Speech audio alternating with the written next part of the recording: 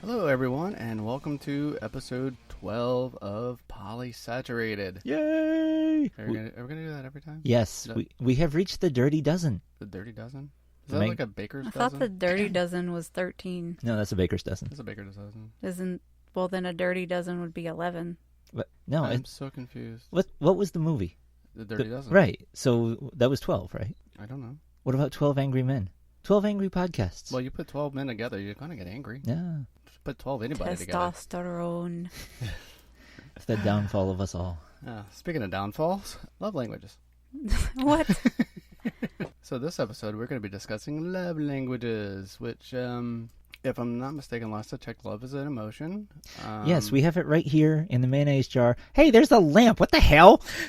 Oh, look, the lamp. You're going to have some discussions that are going to need to be had with our one of our listeners, Aaron, Aaron? about the lamp. Aaron, I don't feel the need to defend myself with the lamp. The lamp and I know what we have, and I don't feel the need to defend that, Aaron.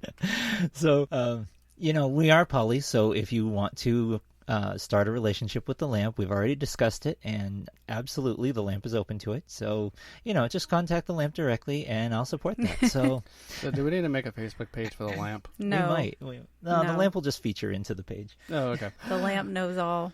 The Yeah. lamp is... We're going to have to show the mayonnaise jar eventually. Oh, God. No.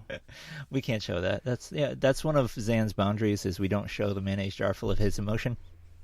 Single emotion. One feeling.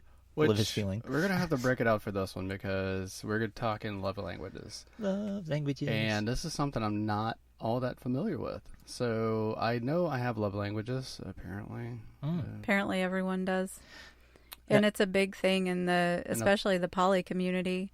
It's like a staple. So if you don't know what your love language is, or this is the first time you're ever hearing about it, you should totally go Google that. There's books and things written. I admittedly have not read the book, which I think can be said for a lot of people who actually use this process. Absolutely.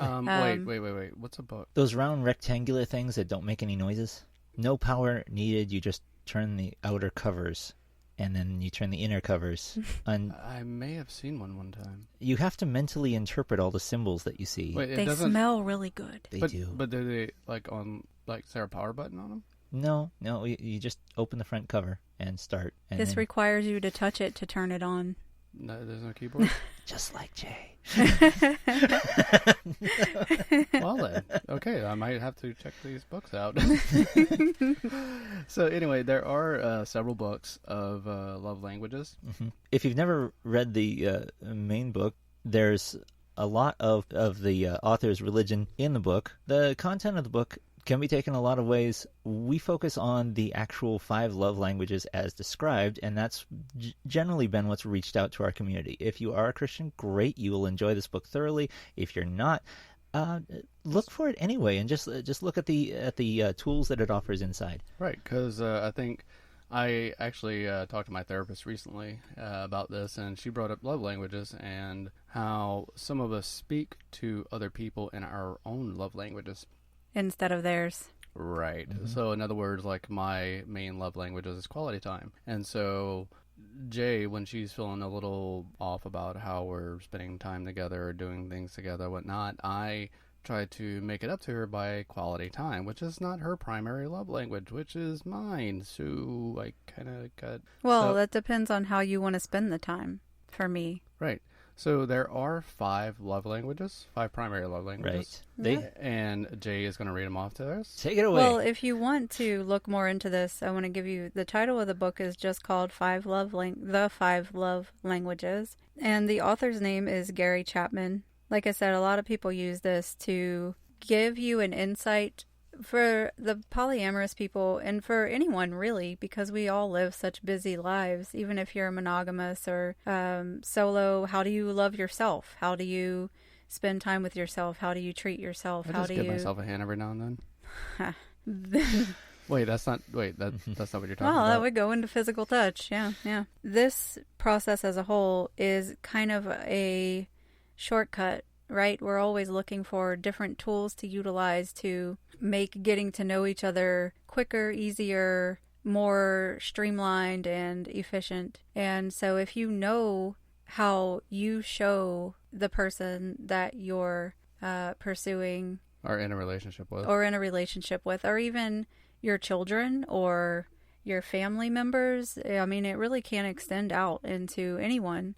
If you know how you like to be shown that you're loved and valued, and you have terms and things that you can tell them, okay, well, my love language, my main one is physical touch. And, that doesn't have to be intimate touch. It can be hugging. It can just be a brush on the shoulder. It can be massage. It can be just rubs. being in somebody's presence, really, being in their energetic space. And so the more we can tell each other what we like and how we communicate those very essential and crucial needs, the easier it'll be for everybody involved. And the more we can learn to communicate with our partners in the ways that they feel most loved and valued, because it could be very different from the way we like to show that we love and value someone. But the 5 different love languages, as described in this book, are physical touch, acts of service, quality time, words of affirmation, and receiving gifts. There's a short way to describe each love language, because there's like big definitions for each one of these, and so that would take up plenty of time to do. So let's do it on most people's favorite topic: tacos. So Pink tacos? Pink tacos. What? Pink tacos. So we're gonna go. Crow has a really good, and it's not his original, of course. What? It's not. It's not. No. But just the of course was a little painful. Yeah, but hey. that's- What, Wow. What, We're coming out swinging today. All right. All right. So read one off, and I will describe it in the context of having tacos. In the context of But tacos. people like their tacos in different ways. Absolutely. Well, that would. So, Well, that actually fits into this, because not everybody has a single love language. Right. all right. So let's just say, let's start with the bottom, receiving gifts. Receiving gifts. I picked up tacos for you on the way home. Okay. Words of affirmation. Your tacos are the best. Jay's tacos the best. Oh, Quality time. let's make tacos together. Aww. I would love that. Acts of service. Here, I made you a taco. And physical touch. I want to hold you like a taco. I want to rub my taco all over you. We'll be right back. Time for a break. Whatever. When it comes to our love languages, my love language, my primary one, is quality time. Well, My second love language is physical touch. Jay, well, she's Jay, and of course, the whole box thing, this is part of where the boxes come in and get set on fire. Her love language, her primary love language, is physical touch. However, she has like several that she fits into as a regular, like one of her personality traits. And that's just it with these, is that you'll find yourself speaking multiple languages, and you'll find yourself becoming fluent in some and relying on some for a while, and then it might shift. And there's a lot of people out there who all 5. They speak all 5. They hear all 5. Which is Yeah. pretty much what Jay is. I mean, yeah, Jay, I really, when I took the test, there was some of them were tied, and some of them only had 1 point difference. The bottom of the list for me was receiving gifts, which when the way they base the test is kind of not really indicative of what you want. I guess it's great for a short basis, but I do love receiving gifts, but thoughtful gifts, not just, like... Here's a random necklace. I know, you know what? I retract that. Just a lot of times, just the thought that you actually thought about me and you gave it to me and you tell me why, like that's a thing that really touches my heart. Yeah, I do know this for a fact, because like Jay, she's not your average, buy a woman flowers type of person. Like, what I tend to do is whenever I buy something for Jay, I'll buy, like, if I do buy flowers, it's not a bouquet of roses or whatever. First off, she doesn't like roses all that much. Yeah, if you have to, roses are okay. However, like, I'll buy her a plant. I'll buy her a something that she could actually put in the ground and have grow. So that's... I always had this thing about flowers, and I really do love receiving a nice floral, like fragrant bouquet of flowers. And my favorite bouquet flower is the stargazer lily, which completely smells up the whole room in the most amazing way to me. Yeah, it's kind of sad to me. It's like, here's a representation of how much I love you and how much I'm thinking about you, and I get to watch it die And wither. and wither away and So I turn into dust and mold. And then I have to clean out the vase again, and it's just like, Well, she hasn't put, eh. she hasn't put any thought into that The whatsoever. sentiment at the beginning was good, but it's kind of ironic. You're, It's you're like, supposed to actually. I'm giving you a token of how I feel about you. You're You're supposed to withering away and dying. Generally speaking, you're supposed to throw it out after a couple days before it withers, so you don't have to watch it die for that very reason. But the sentimental value of it makes me want to keep it there longer, you know? So then I'm like, oh, this is, and then I'm really sad when I have to throw it away. You got to think of it as a shooting star of sentimentality. It's there for a second, and then it's supposed to be gone. So you make a wish and it dies. Basically. Well, we're already wishing on dead stars. All of the Well- stars we ever have wished on are already dead. Just like your dreams. Anyway, so Well, We didn't tell you it was going to get dark. This Yeah. episode is getting dark. Hey, somebody we- just turned Well, the it light is. on. Tis the season. We- Well, nobody turned the light on, man. That was the problem. we emphasize polyreal. The thing is with the love languages, go ahead and take the test, but don't do it to death. You can really see, it's pretty obvious. Once you're familiar with the concept, it's pretty obvious what people's love languages are based on how they interact with you. Even if you have a kid, you come home from work and they wrap their arms around you when you come home from work. You sit at the table and they come over and they start playing with your hair. They are looking for physical affection. You have another kid that doesn't say anything to you, doesn't do anything around you. They are on their phone constantly, but you notice they're always sitting somewhere near you. Yeah. See, that kind of brings up when I was a kid.